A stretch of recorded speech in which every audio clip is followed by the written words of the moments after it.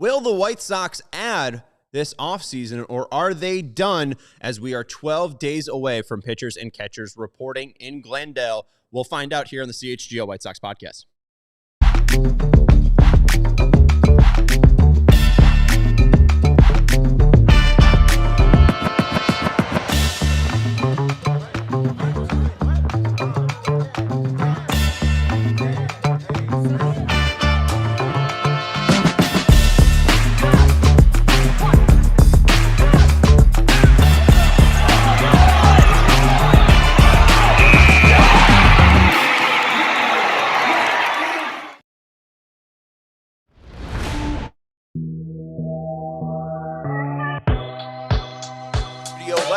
Of our West Loop offices here in downtown Chicago. I'm your host, Sean Anderson. Alongside me, an unprepared Chloe Thiel.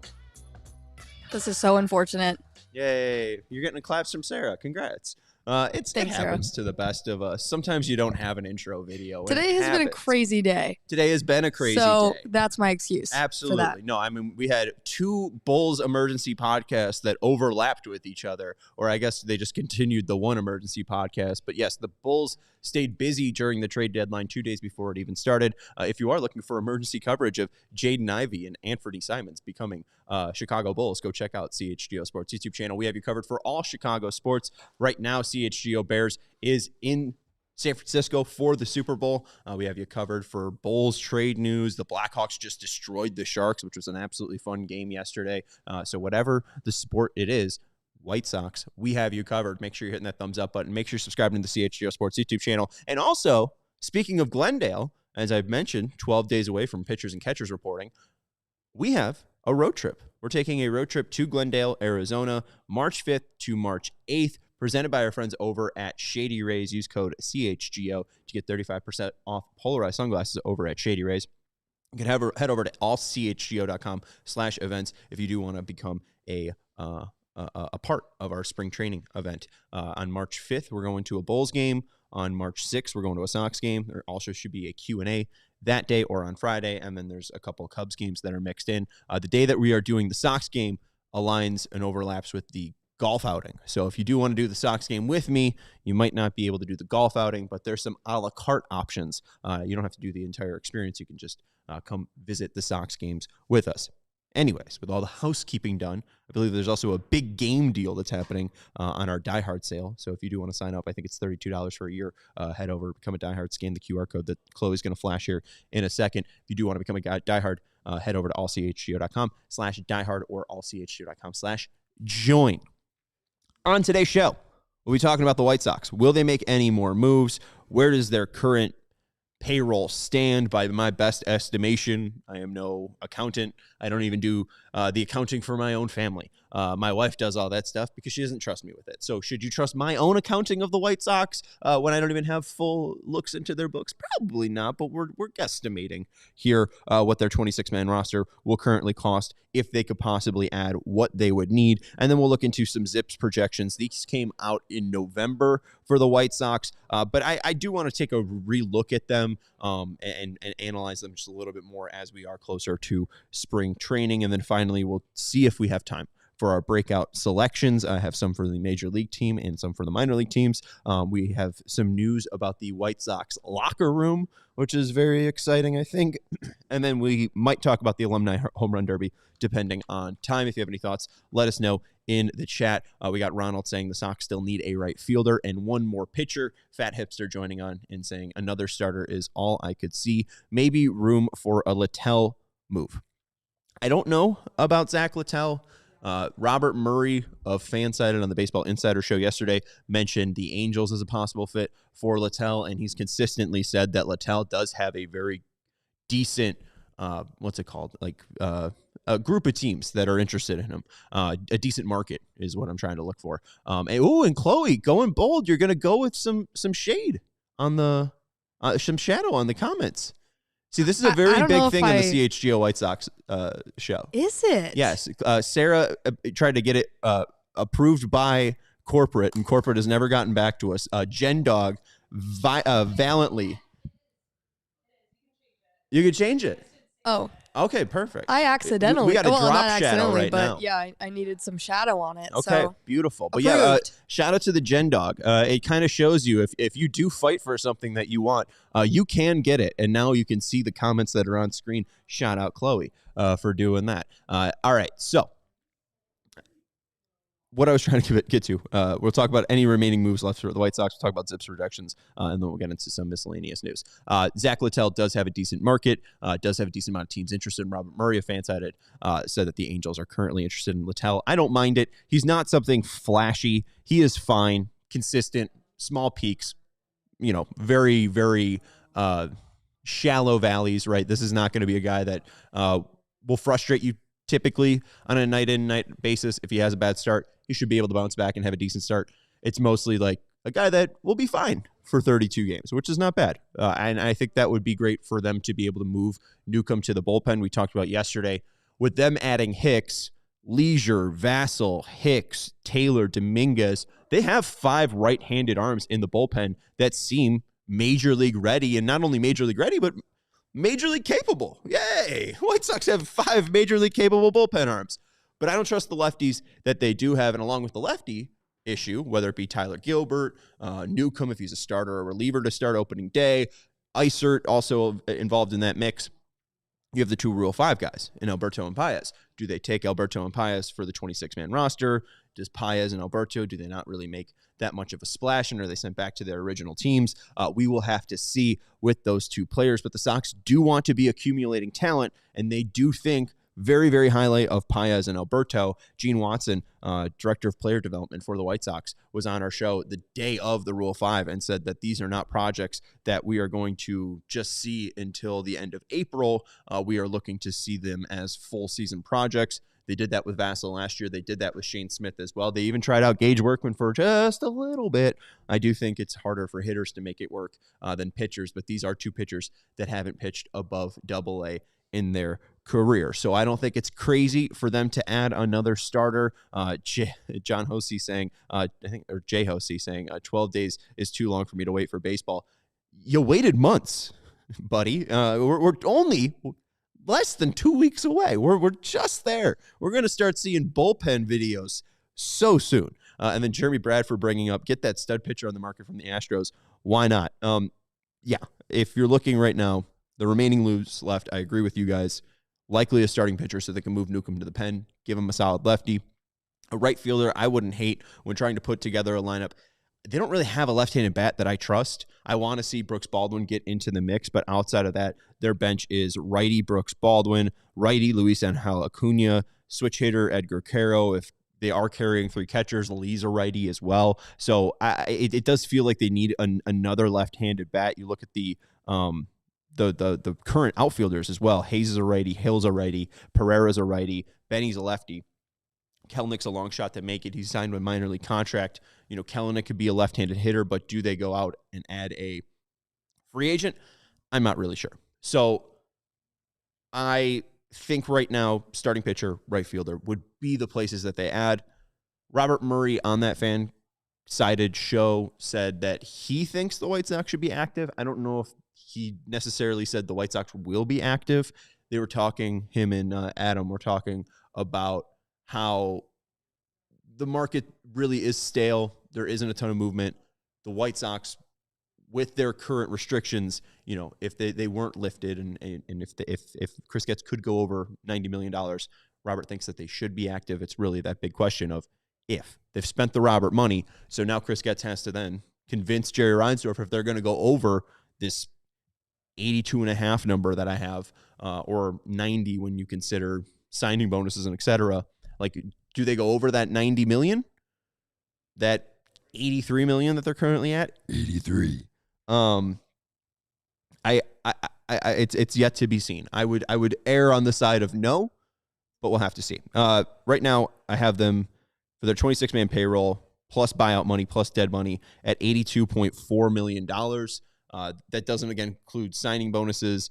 There's $100K that's missing from Derek Hill's, contract. I have him making $900,000 on the cash value on Spot Rack. Anthony Kay, I thought he signed a 1-year, $6 million deal. We have him on $5 million here. Same with Sir Anthony Dominguez. He signed a 2-year, $20 million deal, but with buyout monies, options, etc., he's only actually making $8 million this year. So when you take account where all that money is shifted, $82.4 million for the current team. Again, the luxury tax threshold starts at $212. So they have plenty of room to add. It's mostly about Chris Getz trying to convince Jerry Reinsdorf to go out and spend that money. If you missed yesterday's show, I said that their offseason's around, C+ to a B-. And if they go above and beyond of spending past what this team would be like with Robert and Robert's contract, then I might start buying into, this team looks a lot different. I still contend that they are a rebuilding deal. Yes, and K is a 2-year deal, but it's, 2 years for 10? Don't bog me down with contracts. Yes, Anthony K is a 2-year deal. But now I lost my track. They don't really have any lefties. Someone is asking, Colton's asking in the chat, what's happening with Sosa? He has nowhere to play. Again, that's did it to himself. There's no defensive position for him to put himself at. I would put him in against lefties as the DH. I threw out my lineups yesterday versus righties and lefties. Is this actually, I think it's still in there, Chloe. It says versus left-handed versus right-handers. Yeah, you want to flash that one? So versus lefties, I had Chase leading off as second baseman. Batting second, Caro catching. Third, Austin Hayes versus left-handers in left field. Munetaka Murakami is my fourth hitter. You signed him for $17 million. He should be just hitting fourth against lefties or righties. I know that he's a left-handed hitter, likely won't be able to hit lefties, but that's why you have Hayes and Vargas before and after him. Hopefully he gets a decent amount of protection. Fifth, I have Vargas batting and playing third. Sixth, I have Colson batting sixth and then playing shortstop. I have Sosa DHing and batting seventh. Acuna out in center field and batting eighth. And then Everson Pereira ninth in right field. And then you look against righties, I have Teal leading off as the catcher, Vargas batting second and third base, Colson playing shortstop and batting third, Munetaka Murakami at first base batting fourth, batting fifth. I know he's still unfortunately on the team playing left field, Andrew Benintendi, batting sixth, right fielder Brooks Baldwin, batting seventh, DH Edgar Caro, which would be difficult because I don't currently have Corey Lee on the team. I think it might be necessary for Lee to be on the team if they want to DH Caro and play Teal in the field at the same time. But again, that's the issue with this team is Caro isn't that good of enough of a hitter to be your DH against right-handers, but that's just really the situation that they're in. Batting eighth, Majdroff at second base against righties, and then at 9, center fielder Derek Hill. I saw somebody mention that you wouldn't want Majdroff as a top one hitter right now, but again, this is a rebuilding team. If this team wasn't rebuilding, I agree with you, but right now, I don't think they're afforded that luxury, and they need to spread out their talent. And I do think Chase can be just a decent on-base player against lefties. I do think that he can provide a little bit of pop, but along with that, he's got decent speed. I think he's just a decent table setter. But yeah, I don't know if Sosa's a DFA. I think he possibly could be a trade piece that they trade for a bullpen piece. It's what I've been thinking all along, but I don't think that they would DFA Sosa. I think they would carry him onto the opening day roster. There's a decent amount of players that have options. So I agree that they need to upgrade, but I don't know if Sosa is just going to be DFA'd. They might just not add, right? But we'll have to see. We're going to take a break here on the CHGO White Sox podcast. Approaching a break, I'll collect my thoughts. I'll talk about some of the players that I like that are still available on the free agent market, where they would fit in. We'll talk about some of the Zips projections. We'll talk about Colson Montgomery, Munetaka Murakami, Miguel Vargas. We have Jeremy saying that Teal will have a monster season. We'll talk about some breakout player selections for the Major League team and the minor league team, along with some news and notes. So that's here on the CHGO White Sox podcast. We'll be back in 2 minutes.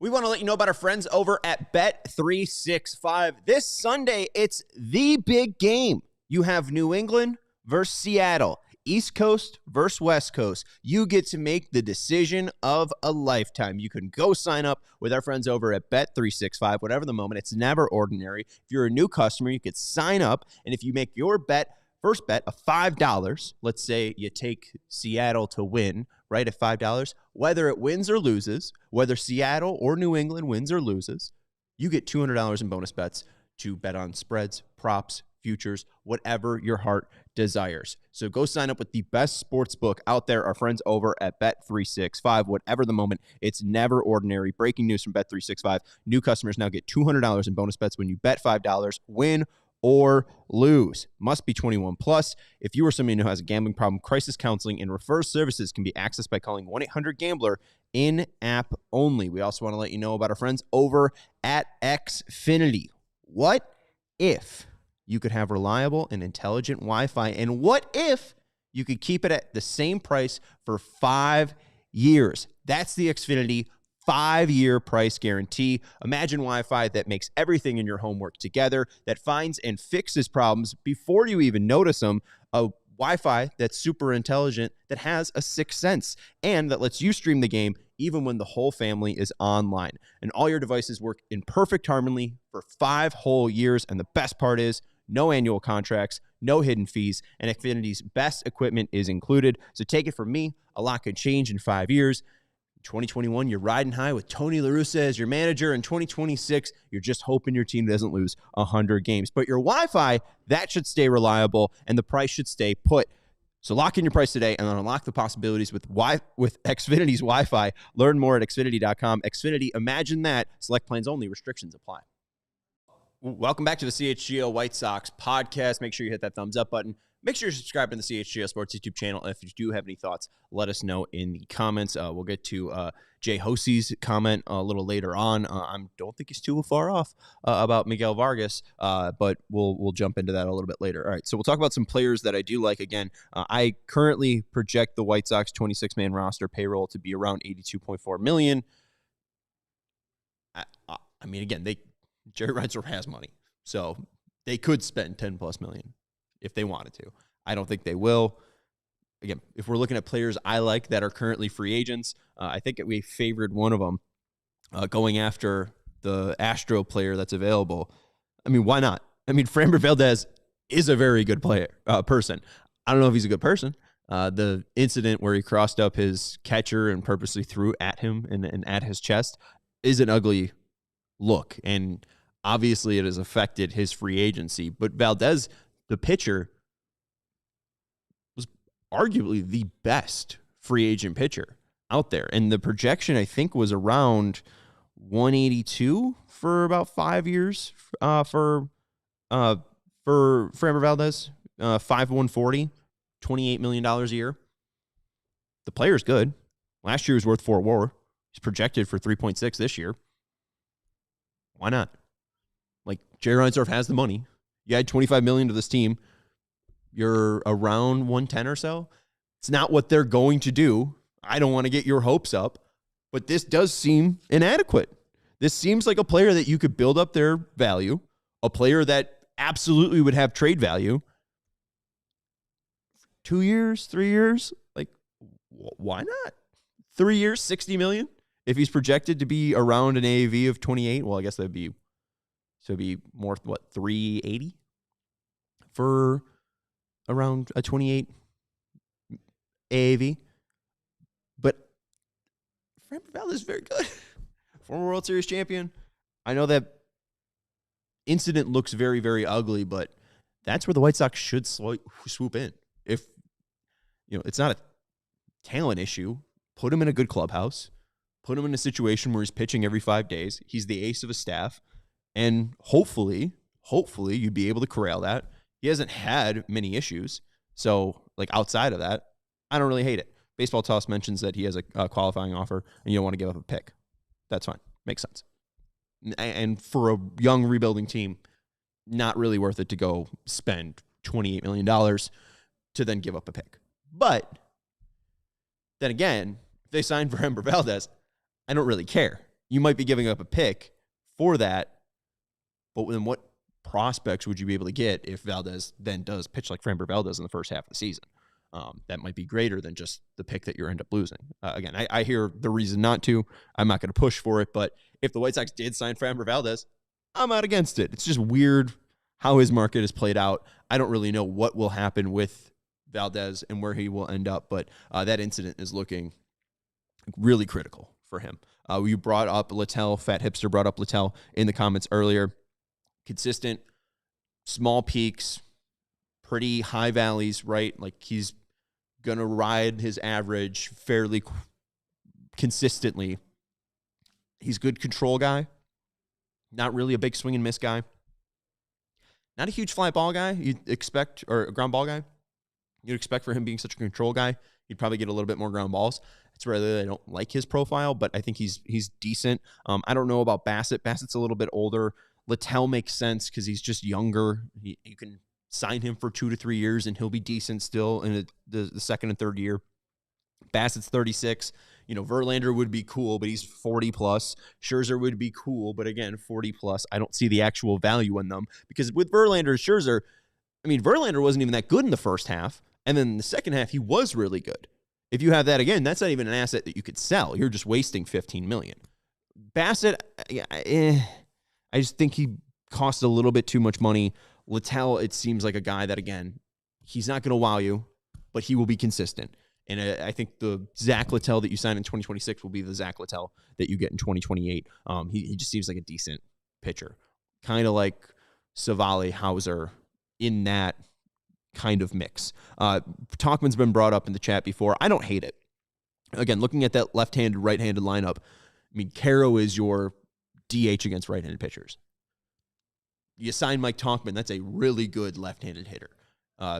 Foolish Bailey did a fantastic video talking about Mike Talkman being underappreciated. And I think I'm going to butcher the stat, but I think 9 players in the past 3 years have had an OBP above 350. And it's like Tucker, Ohtani, Judge, I'll assume Raleigh, and then Mike Talkman, right? Like you would easily guess the first 10, and then the 11th one is unappreciated. Put your head down and work, Mike Talkman. Talkman is from here, and I think that was part of the reason why he stayed in Chicago. Was his family was having some health issues, I believe, with his daughter.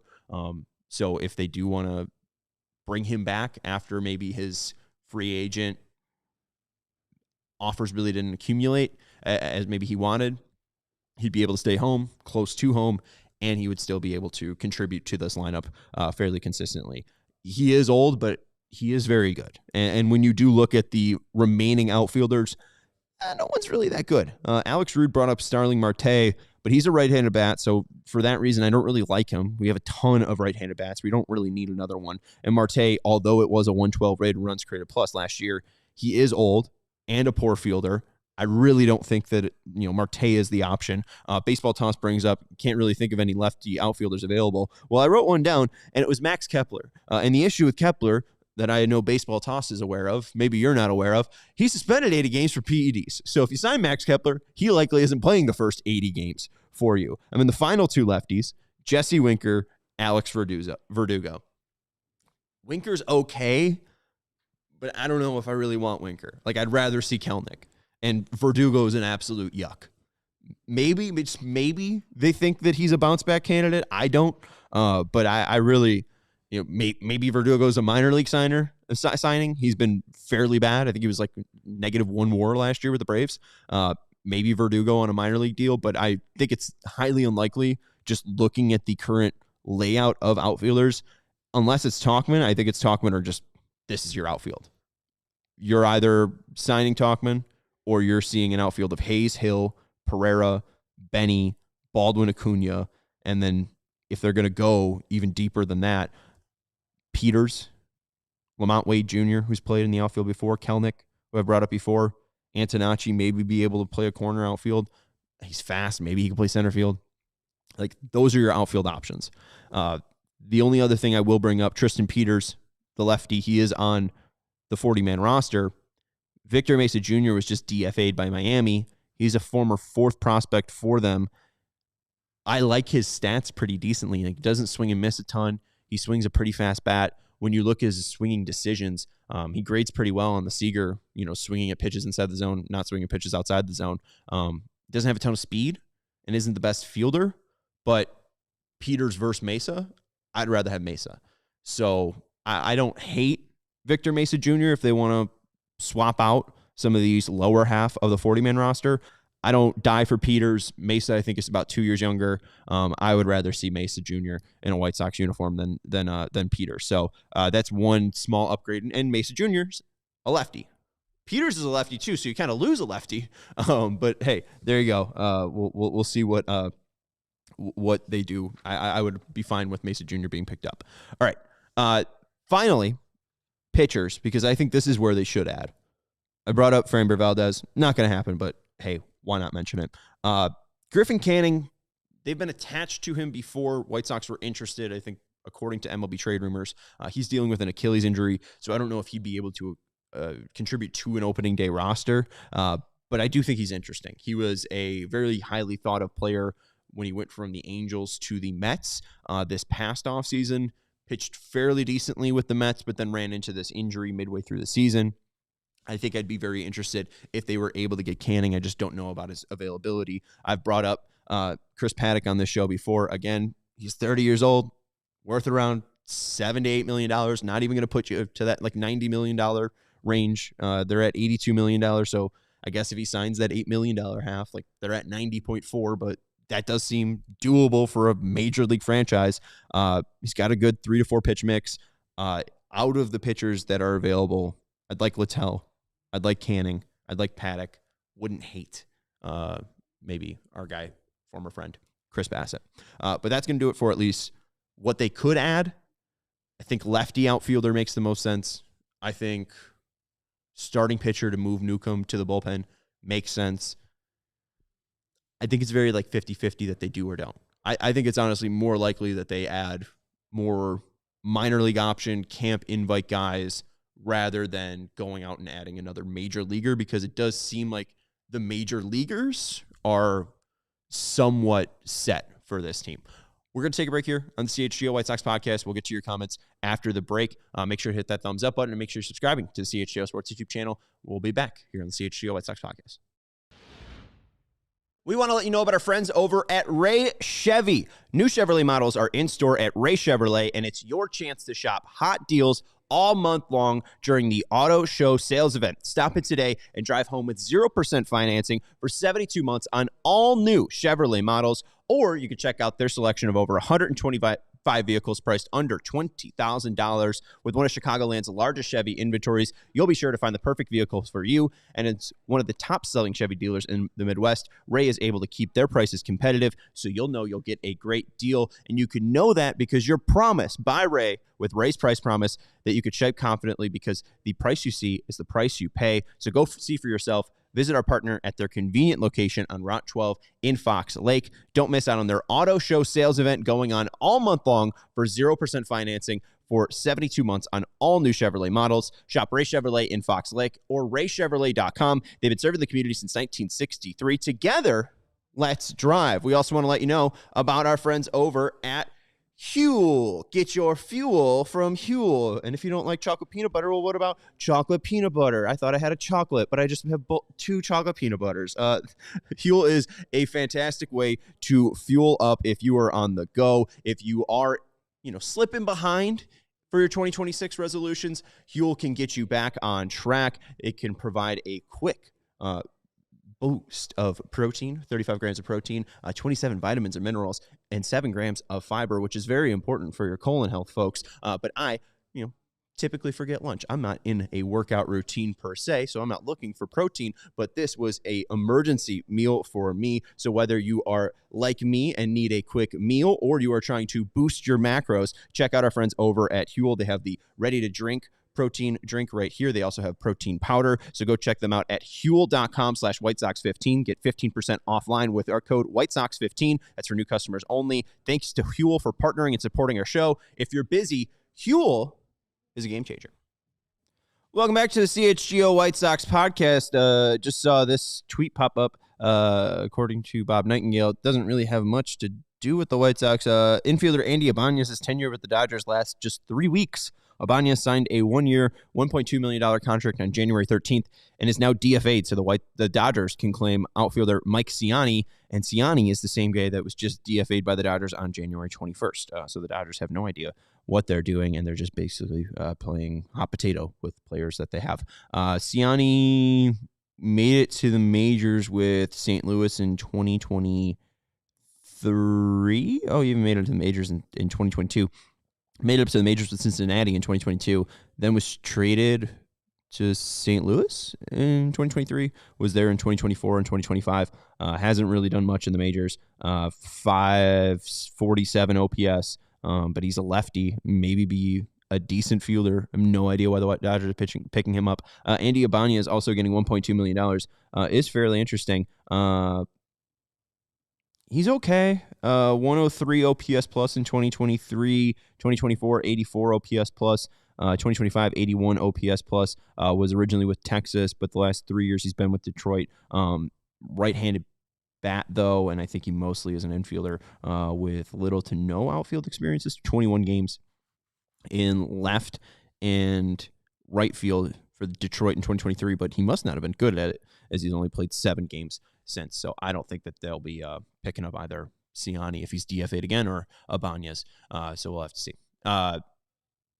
And Baseball Toss saying, have you seen my countdown days until future Cholowski's season begins? 10 days until they play University of California, San Diego on the 13th. So, yeah, hey, baseball is coming up. Now, whether it's Sox catchers and pitchers reporting on the 15th or Rock Cholowski making his season debut on the 13th. Baseball is just around the corner. All right, let's get into Fangraphs, Zips projections, because some things did jump out when I revisited the article today.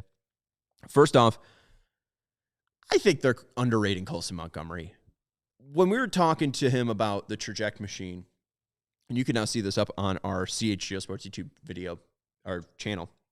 We have a VOD of about a 10-minute vlog of me taking you through Sox Fest, talk to Colson, talk to Anthony Kay, talk to Grant Taylor, Shane Smith, forgetting a person, Tanner McDougal as well. So if you do want to go check that out, that's on our channel right now. But I think they're underrating Colson. Colson projected to get a .216 batting average, .292 on base percentage, and a .410 slugging percentage with a 94 weighted runs created plus. I just think he's going to make more contact than that. He was at a .239 average last year, so the 20 per point dip would be huge for Colson Montgomery, sitting around that .216 average. They're projecting a negative 4.2 offensive value, but a 7.7 defensive value. And looking at last year, shortstops with 8+ defensive value: Bobby Witt, Mason Wynn, Trey Turner, Joey Ortiz, Otto Lopez, Jeremy Pena, Willie Adames, Francisco Lindor, Geraldo Perdomo, Xander Bogaerts, and Mookie Betts. And they're projecting Colson at 7.7. If he is around league average, I think Betts and Bogaerts were around 104, like weighted runs created plus. This is a rolling out of bed 3-WAR player at shortstop. And they're projecting him in 527 plate appearances to hit 23 homers. And this is a player that in 71 games last year, around 250 or so, hit 21. I'm just not buying it. I see where they're getting the, low weighted runs created plus because of a low walk percent, 8.2. It's nowhere near Lenyn Sosa's levels, but a high K percent around 30.2%. Sosa's around 10% lower. But you look at the ISO, 290 in 2025. They're projecting a 195 in 2026. I just think that even if the average is low, this kid swings for the fences. And like Munetaka Murakami, there is absolutely the ability to swing and miss. But I just think that this kid will at least hit 30 homers.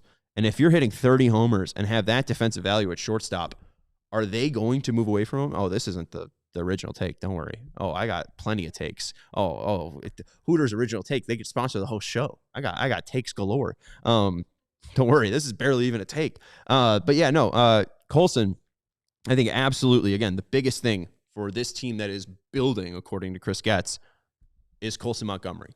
And does this team start to take its shape around Colson Montgomery, the future shortstop?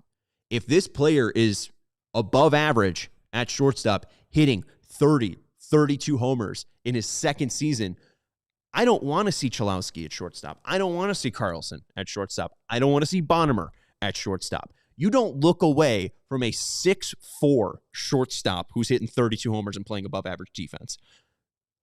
Cholowski, I know, can play second base. Bonnemer looks like he's playing third base. Carlson, hey, maybe you pick up an outfield glove and learn center field. Carlson, hey, maybe you're dealt for an ace. I just think that if Colson goes out, puts his stamp on 2026, he could become the shortstop of the future for the White Sox. This is a player that once he hits his free agency, if he continues this, big if, we obviously know that in White Sox futures and White Sox history, just with the way player futures have and haven't progressed. But if he continues this, he's an above average shortstop with plus power for that position. You're talking about a $300 million player. So I'm very, very excited for Colson because these Zips projections have me like questioning, like, is this real? Like, I really do believe in this player. Next up, Munetaka Murakami, projected for 24 homers, a 121 weighted runs created plus, 234 average, 442 slugging percentage, 14.6% walk rate, but then a 34% K rate. I can absolutely stomach that. I would be surprised if he's walking that much, and I would be surprised if he's striking out that much. If you are striking out around 35%, there just is no way that you're walking around 14.5%. It seems way too drastic to have like a 20% gap in between those, and when you're at 35% K, like, how are you going to have a 234 average? I can absolutely see that 216 average for Colson being Munetaka Murakami's. But again, I don't think that there's any way you can project Mune. I don't know what he's going to be like once he gets to train off that trajectory machine and train off of high velocity. Maybe it will be a slow April for him, but I think that this is a player that can explode. And I do think that this is a player that will look to cut down on his swing and miss. And I think naturally will just make a ton of contact, or naturally will just make a ton of power. 25 homers I'm not against, 120 weighted runs created plus not against, but I don't know about that 234 average, and I don't know about the 14% walk rate and the 34% K rate. Either that K rate needs to go down, either that walk rate needs to go down, or that average needs to go down. It's a very confusing Zips projection for Munetaka Murakami, and a tough player to project. Finally, Miguel Vargas. This was a player that was just projected by our guy TJ Stats at tjstats.ca to be the breakout player for the White Sox. It's Miguel Vargas, 235 average, 325 on base percentage, 400 slugging percentage, 104 weighted runs created plus, 10.9% walk rate, 18.1% K rate. I think the biggest thing for Vargas is hitting left-handed pitching. He did not slug against left-handed pitching last year. A lot of his homers came against right-handed pitching. There was a decent amount of average for Vargas against lefties, but not a ton of pop. If he's able to bring that pop against lefties, I think that will be the biggest thing for unlocking Miguel Vargas. He has a very nice flat swing plane. He has one of the more ideal attack angles in Major League Baseball. So if he's able to just keep that swing consistent, build off of what they just did in April, I do think Vargas is a possible breakout. And that 104, that 104 isn't really that enticing for a third baseman. If he really does want to be a third baseman or even a corner hitter at all, he needs to have more average and he needs to have more slug. That 325 needs to be closer to 350 for the on-base percentage. That 335 needs to be closer to 250. That 400 needs to be closer to 415, right? So Vargas, it's not a terrible projection there, but even then, that projection isn't good enough for future third baseman. When we're talking about the shape, this is a do or die, make or break season for Miguel Vargas to supplant himself as a future piece for the White Sox, and for him not to be, jumped over by, let's say, Caleb Bonham in the future. Before we get into breakout player selections for the year, we'll jump into the chat. Jared saying Antonacci will be at second base before the year is over. Absolutely possible. Mydroth has options. I even have thought that it's not crazy for the White Sox to possibly send down Mydroth to start the year. Have him start in Charlotte. He has options. Acuna doesn't. Pereira doesn't. Hill doesn't. So if you do want to try Acuna at second base, you can have Hill and Pereira man center field. I think Antonacci can absolutely play himself into the White Sox plans in 2026, but right now I think he's a little bit further away than making it on opening day. If he comes in though, has a really hot spring training, he has speed and a ton of value. He would be a left-handed bat, doesn't bring a ton of pop, but I think Antonacci will be seen in the South Side, or at least on the South Side in 2026. And then finally, Ev said, I asked some players about their favorite video games of all time. A lot of Fortnite. Ev said, Colson said Fortnite. Miguel Vargas said NBA 2K. and he plays as OKC. John Triffin is a GTA 5 guy, which I would not peg him as. And then Shane Smith plays some really nerdy PC games. Ooh, that sounds fun. I didn't ask Shane Smith about PC games. Ev, if you remember the nerdy PC game, let me know. We did have the VOD with all those players chatting with them. I was most impressed by Tanner McDougal. Really thought Shane was impressive. No one talked to the All-Star. The All-Star was picking at the charcuterie plate, like hanging out by the bar, and nobody was talking to the 2025 All-Star for the Chicago White Sox. What's wrong with Shane Smith? Why does nobody think that Shane Smith is going to have a good 2026? Like, I think we are all overlooking the guy that was the star of the Rule 5 draft, the All-Star for this team last year, and has really nothing wrong with him. An above-average fastball, a changeup that really showed great stuff. He has a pretty decent curveball, pretty decent slider. He talked about how the sinker unlocks the changeup as well. I would love for Shane Smith to continue his success because he does seem to be an extremely smart player, and I'm not surprised that he's going to some nerdy PC games. And then Jay Hosey says that Triffin plays GTA. It doesn't seem like he has the heart to play GTA. It doesn't seem like he has the ability to commit Grand Theft Auto. Or even to, drive on the other side of the road. Like, will John Triffin break the speed limit? You can do legal things. You could do legal things in Grand Theft Auto. Like, you could play the game and not do anything illegal and just live by the rules. But even then, would he, cheat? Would he even use, cheat codes? No, right? I mean, he's driving 35 on the Los Santos Highway. Yeah. He never gets a mission done. But even the missions, you have to shoot people. I don't know. Anyways, let's move on. Breakout player selections for 2025. We're looking at Major League Baseball. I do think Sean Burke can break out. He was cracking some top 100 prospect lists last year. I think Keith Law had him at 100 or just outside the top 100. But Sean Burke, with his frame, if he was able to do what Garrett Crochet kind of did in his offseason from 2023 to 2024, where he just really bulked up and became bigger and became just significantly stronger to allow his body to handle the full breadth of being a starter. If Sean Burke has made that jump, I do think that this is a player you need to watch out for. He gets great extension, gets great spin. That curveball is disgusting. That four-seam fastball plays really well at the top of the zone. The slider is decent. It could be better. But I do think that with Zach Bove being here, hopefully that's a player that can unlock some pitch grips, maybe add a cutter, maybe add a sinker, and just make the breadth of his pitches a little bit more dynamic. But I do think he's got swing and miss stuff with that four-seam fastball at the top of the zone and that curveball that is platoon neutral, that he can throw against lefties, he can throw against righties, and he should be able to get a decent amount of swings and misses. It plays up in the zone as well, that curveball. So I think that curveball can be a very, very sneaky piece of Sean Burke's development. And on the batter side, ESPN just did an article talking about Edgar Quero going over to Driveline, and that's a player that I'm very, very excited to see what his 2026 looks like. If he is bigger and stronger, what does his offensive profile look like? Because he was very good in the clutch. He was very good at shooting it the other way. If he was batting lefty, he'd shoot it in between the shortstop and third base, if there was runners on. He did a really good job of driving hitters in. If he was batting righty, he did a really good job hitting in between the second and first baseman hole and driving guys in. If Quero is a little bit stronger and he's able to maybe have some gap power, I do think that this could be a breakout player. I don't know if Teal necessarily counts as a breakout player. I know that Quero is a former top 100 prospect, but even then he's outshined by a different catcher on his team. Teal looks the part. Teal seems to be the guy. Boston wants to trade back for him. We're not hearing that the Angels were wanting to trade back from Edgar Quero. I just think that Quero really does seem to be overlooked by this team, and I do think that he could break out because I don't think the Sox just have one catcher. I do think they have two really solid major league catchers in Teal and Quero.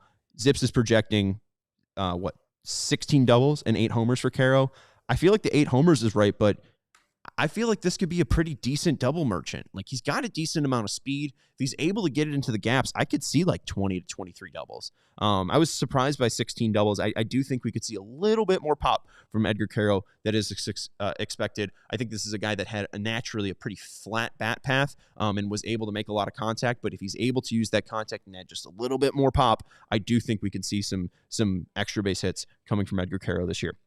Looking at the minor league, we did have Dylan Barnes of Future Sox recently on the show. He talked about Jarrell Perez. Shout out to him. Last year, 22 home runs, 244 average. I think, though, if he gets his K percentage down, this could be a guy that absolutely shines. I think that average could be around 260, 270, and his pop is really, really phenomenal. If he's able to just swing and miss a little bit less, Jarrell Perez could shoot up into a top 10 prospect for the White Sox. And then this player is not on the top 38 of Fangraphs, so this is why I picked him. Anthony DePino, formerly of Rhode Island. He was a 7th-round pick for the White Sox last year. Played 29 games in Kannapolis. Didn't do too well, 223 average, 359 on base percentage, 320 slugging percentage, but he does have a decent amount of pop. At Rhode Island in the A10 in 2025, 730 slugging percentage. Didn't see the pop show up. However, he did have 11 stolen bases, 20 walks, 29 strikeouts, so 20 walks to 29 strikeouts. And I just think that, the ability to put the ball on the bat was there. It just didn't really fall for him, and he didn't really have that good of batted ball luck. And I do think that this is a player that is a lot stronger than the 6 extra base hits that he had. So I'm going to pick Anthony DePino to pop on to the prospect list at least next year, and possibly into the top 30 for the White Sox. Final thing. We're at 45 minutes. Should we wrap it up? Oh, I have to do the original take. Okay, perfect. All right, so let's get into the Hooters original hot take. Check out their 11 Chicagoland locations. If you are looking to watch the big game, Hooters has phenomenal wings, the best, I think, out there. Go check out Hooters again at their 11 Chicagoland Hooters locations, or check them online at originalhooters.com. Got to talk about the most important thing. The most important thing the White Sox added this offseason. With Munetaka Murakami walking through the locker room, he noticed that in the bathrooms, the White Sox did not have a bidet. And now, according to Scott Merkin, the White Sox have added a bidet to the White Sox locker room. And I think that this is a fantastic, fantastic addition. First of all, hygiene is the most important thing out there, but also being eco-friendly.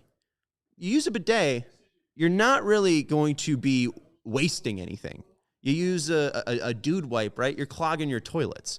You use a bidet, you're using some just fine ingenuity. I think the French have been very, very smart when it comes to bidet usage. The Japanese have been very, very smart with bidet usage. I think that this is the future of toilets in America. If you don't own a bidet, you should own a bidet. And if you don't own stock in a bidet company, I think that could be a very, very wise investment. I think the White Sox are on the forefront here. I think that they are a part of modernizing bathrooms across America, and this is a fantastic, fantastic addition for the Chicago White Sox and their locker room. I think this takes them to the next level, not just from a rinky-dink organization, but to true professionals.